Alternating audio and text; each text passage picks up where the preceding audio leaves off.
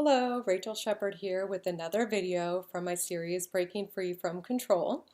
If you're liking these videos, feel free to subscribe or send them to your friends. I'd like to get the word out and promote this book. So today I'm going to be speaking about marriage and second marriages, getting remarried. So in the church I grew up in, they believed that once you get married, you have said your vows, and it's till death do us part, which is, it's a very serious commitment that you're making to the other person and to God, that you are going to honor your marriage and commit to it and stay in it, even when things get tough. So I got married at the age of 18. I was kicked out the week I turned 18, and I ended up getting married that same year, actually the year after, but I was still 18 years of age. So I got married at a young age, and I wasn't ready for marriage. The individual, he was from the church as well. He was 6 years older than me, and we decided that that's what we wanted to do. One of the things I wanted to do before the rapture took place, because of course, second coming of Christ is near, and I didn't even think I was going to be able to drive. So one of the things I wanted to cross off my bucket list was getting married. It's a great reason to get married, right? So I'll just say that, we were both young. We both made mistakes. The marriage ended after 6 years. It was a very toxic marriage. It was not healthy in any way. And we never received formal counseling. We received counseling through the church and the pastors within the church, but they were not truly certified therapists or counselors to help us through our issues. So I got divorced at almost 6 years of marriage.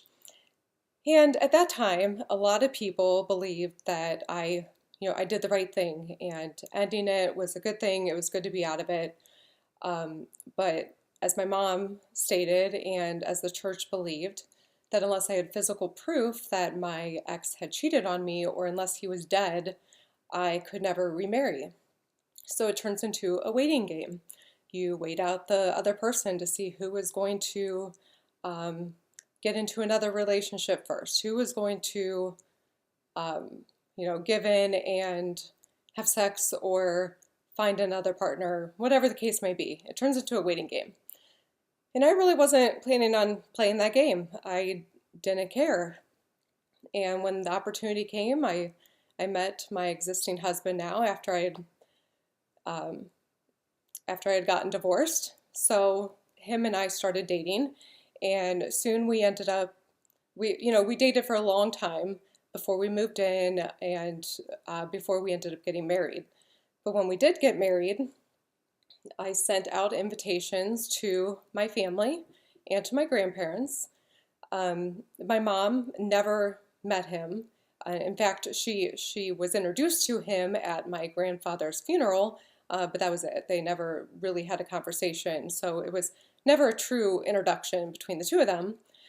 She would not accept him. She did not believe that I was allowed to get remarried, and that I didn't have grounds, that I was supposed to just stay single for the rest of my life.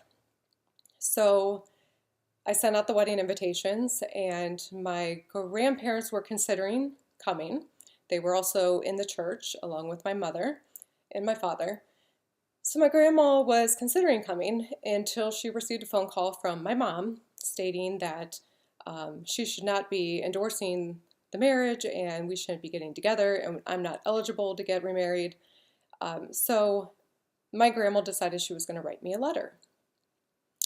I received a letter from my grandma telling me that I was going to hell, and I was going to send my husband with me, that I knew better, and that I was now responsible for his soul, and I was sending him to hell if I married him.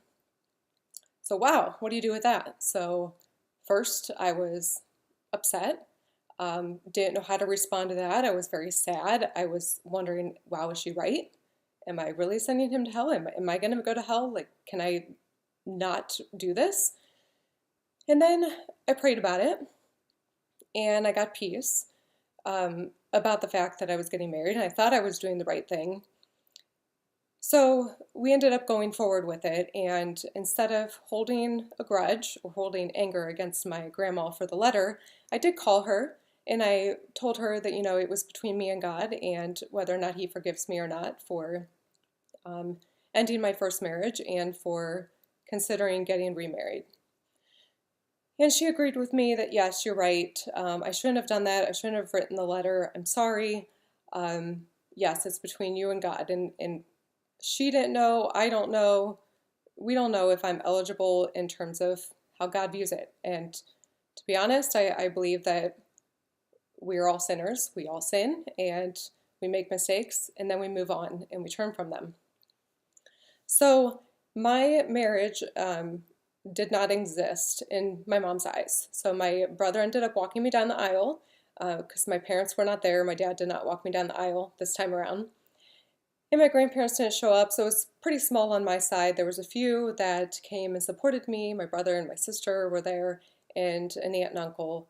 Um, but yes, it was very uncomfortable from a standpoint of from then on, every family function, my husband was not invited. I was always invited, so I could go to the cathedral buffet, I could go and visit with the family wherever they were, but my husband was not allowed to come.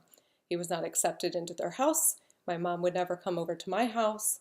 Um, they wanted no relationship with him whatsoever. So they treated him as if it was his fault for my past mistakes. So what I've learned is that you need to do what is in your heart and what you feel is right. And, I felt that getting remarried was my second chance to do things right and to have a family and to have a healthy relationship. And I feel that, the person I married this time around, he's a wonderful person and he is exactly what I needed in a spouse. So I believe that I have been blessed with the person I am currently married to.